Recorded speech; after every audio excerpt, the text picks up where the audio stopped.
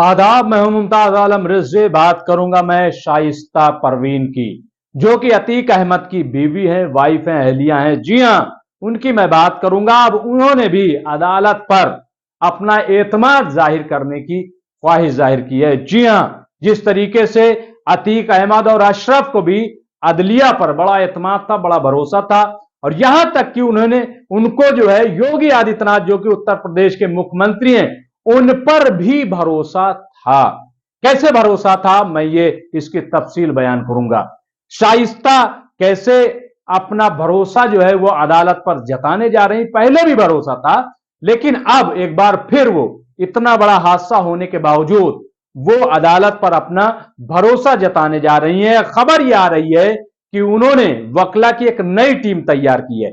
यानी जो पुराने वकला हैं उनके बारे में यह कहा जा रहा है कि उन्होंने साथ छोड़ दिया है, लेकिन मैं ये नहीं मानता कि उन्होंने साथ छोड़ दिया होगा। ये सिवाय जो है गुमराह कुन, इसके अलावा कुछ नहीं। क्योंकि पिछले दिनों आपने देखा कि एक जो मिश्रा जी जो थे, दया शंकर मिश्रा, वो एडवोकेट थे अतीक अहमद के, और उनके घर के बाहर बम मारा गया। हालांकि बम जो है देसी था, लेकिन एक खौफ तो पैदा किया गया।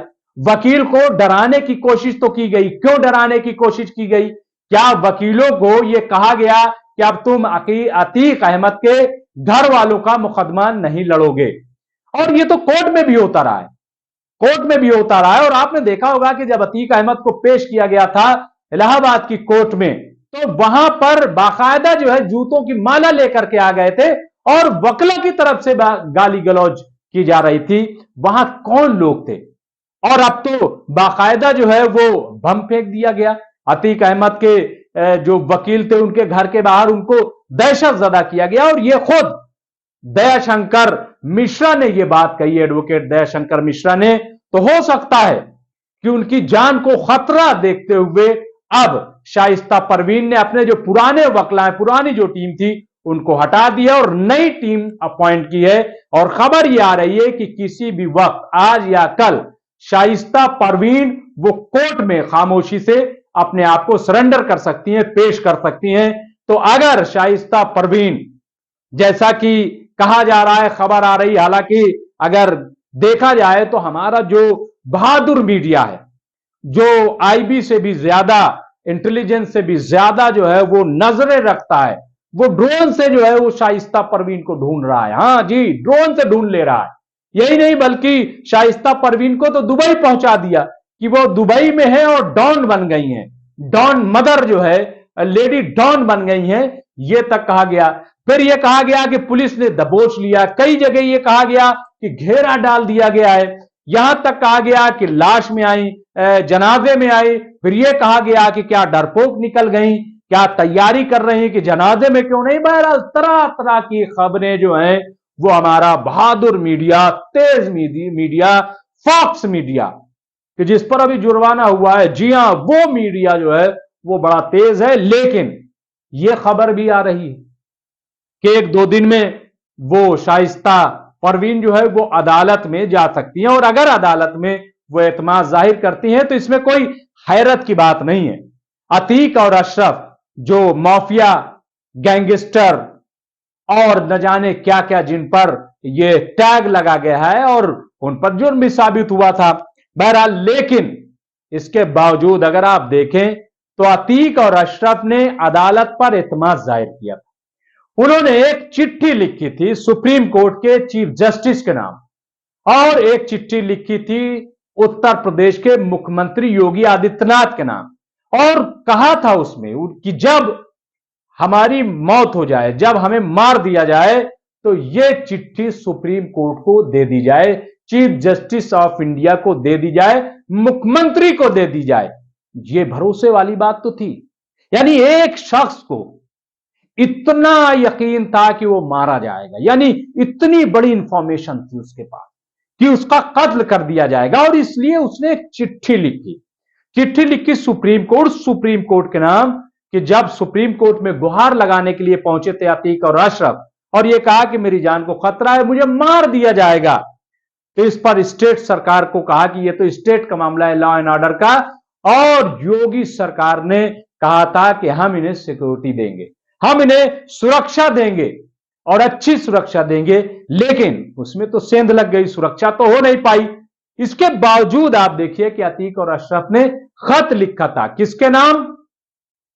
सुप्रीम कोर्ट के चीफ जस्टिस। तो यह भरोसे वाली बात है। आप कुछ भी कह लीजिए, लेकिन अतीक और अशरफ को अपने अदलिया पर भरोसा था और हुकूमत पर भी भरोसा था। योगी आदित्यनाथ को भी एक खत लिखा है और 27 फरवरी को शाइस्ता परवीन ने भी योगी आदित्यनाथ को खत लिखा था और उसमें साफ साफ कहा था कि आपके एक कैबिनेट के मंत्री हैं जो ये उमेश पाल हत्याकांड का मामला है, इसके तहत हमारे घर वालों को फंसाना चाहते हैं और ये इसलिए है क्योंकि हम बीएसपी से मेयर के उम्मीदवार बन रहे हैं।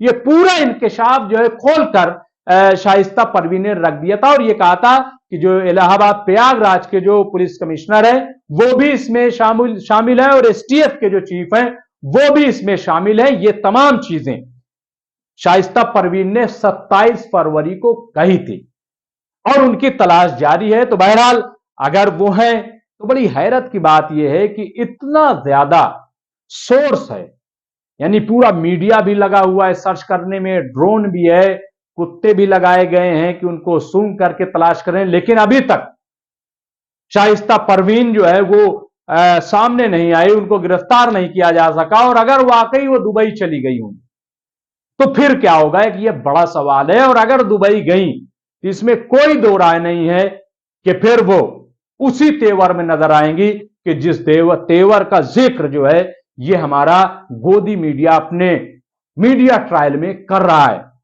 जी हां, कि वो उन्होंने गुर सीखे हैं अतीक से। 1996 में जब शादी हुई तो उसके बाद से लेकर के अब तक अतीक जो है वो शाइस्ता परवीन को गुर सिखाता रहा कि कैसे जो है माफिया गिरी करनी है, कैसे डॉन बनना है तुम्हें, कैसे पूरा गैंग तुम्हें संभालना है।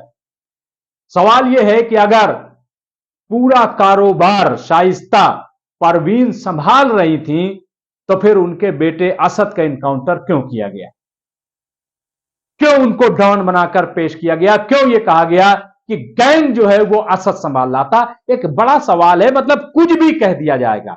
लेकिन यहां पे जो मैं बात कर रहा हूं वो ये कि अगर ऐसा होता है कि शाइस्ता परवीन खुद को अदालत में पेश कर देती है तो इसका मतलब साफ है कि वो अदालत में एतमाद उसी तरीके से जाहिर कर रही हैं जैसे अतीक और अशरफ ने जाहिर किया था। जी हां, और यह भी अपडेट देता चलूं कि अतीक और अशरफ के मामले में जांच चल रही है।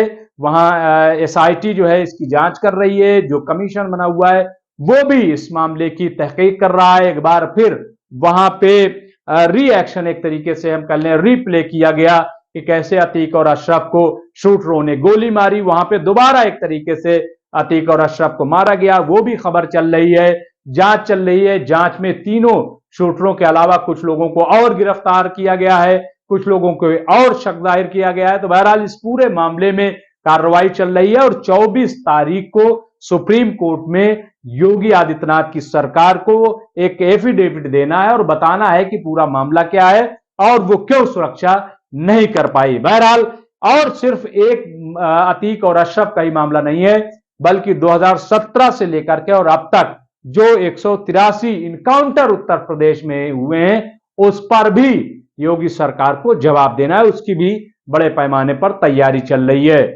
तो बहरहाल अब देखना यह है कि आगे होता क्या है। बहुत बहुत शुक्रिया।